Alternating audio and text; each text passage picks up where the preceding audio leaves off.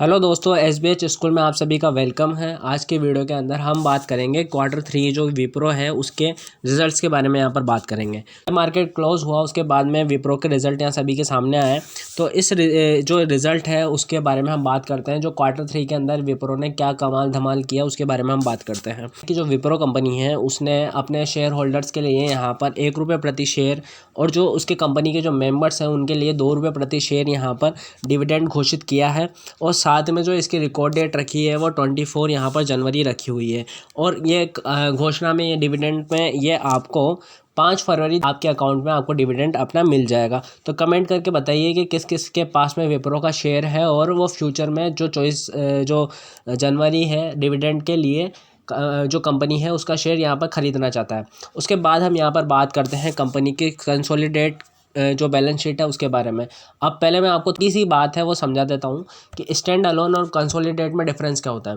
तो stand alone का मतलब होता है, स्टैंड अलोन बैलेंस शीट उसको बोलते हैं जिसके अंदर जो कंपनी मेन जो कंपनी है जैसे कि विप्रो, उसकी बैलेंस शीट को हम यहाँ पर बोलेंगे स्टैंड अलोन बैलेंस शीट। अगर हम बात करें कि विप्रो प्लस विप्रो की जितनी भी सब्सिडरी कंपनी है, यानी कि कोई भी मान लीजिए एबीसी करके यहाँ पर कोई कंपनी है जो विप्रो की सब्सिडरी कंपनी है, तो उन तीनों चारों की जो बैलेंस शीट है उनको मर्ज करके जो नई बैलेंस शीट बनाई जाती है उसे बोलते हैं यहाँ पर हम कंसोलिडेट बैलेंस शीट। तो हम यहाँ पर डायरेक्टली यहाँ पर बात करेंगे कंसोलिडेट बैलेंस शीट के बारे में। तो हम चलते हैं बैलेंस शीट को देखने के लिए।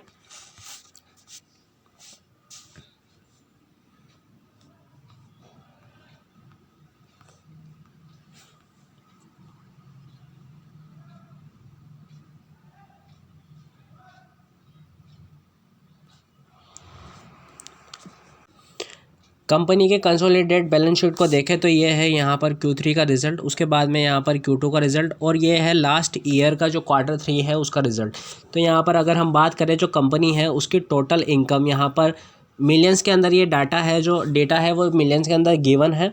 तो यहाँ पर जो कंपनी की जो इनकम हुई है इस Q3 के अंदर वो है यहाँ पर 2,07,915। और वहीं अगर हम बात करें इसके Q2 से, तो यहाँ पर Q2 के अंदर कंपनी की जो इनकम थी वो है 2,01,736 मिलियन।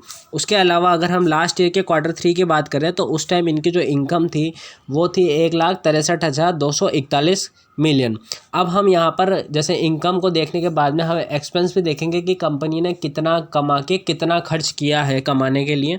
तो यहाँ पर हम आज ईयर जो Q3 था उसके अंदर कंपनी ने 1,24,838 मिलियन का यहाँ पे खर्च किया था, जो इस साल बढ़कर यहाँ पर लगभग अगर हम देखें तो ये जो इस साल जो बढ़ा है वो रफली यहाँ पर 50% के समथिंग यहाँ पर बढ़ चुका है, जो है 1,70,205। और लास्ट ईयर का जो लास्ट क्वार्टर था उसके अंदर ये खर्चा अभी की तुलना में कम था, जो है 1,64,161 मिलियन। और अगर हमने देखा कि जो इनकम है, इनकम बड़ी है, तो उसके अनुसार जब अगर खर्चा बड़ा है तो इस कंडीशन में जो कंपनी है उसके यहाँ पे प्रॉफिट पे काफ़ी इफ़ेक्ट पड़ता है। तो अब इसके हम प्रॉफिट को देखते हैं।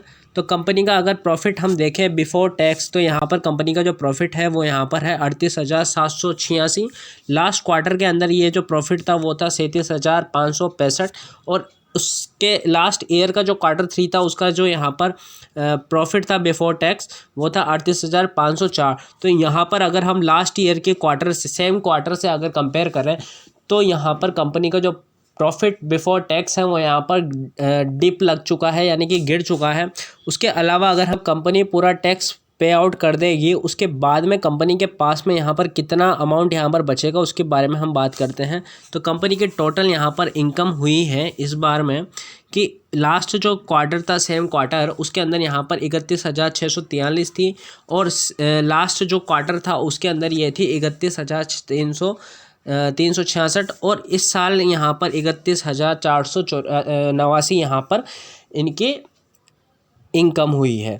तो देखना पड़ता है कि कल मार्केट कैसा यहाँ पर रिएक्ट करता है कि इनके इनकम को देखते हुए। आशा करता हूँ ये वीडियो आपको अच्छी लगी होगी। अगर आपके पास विप्रो का शेयर है तो कमेंट में ज़रूर बताइए। आप सभी का बहुत बहुत धन्यवाद इस वीडियो को यहाँ तक देखने के लिए।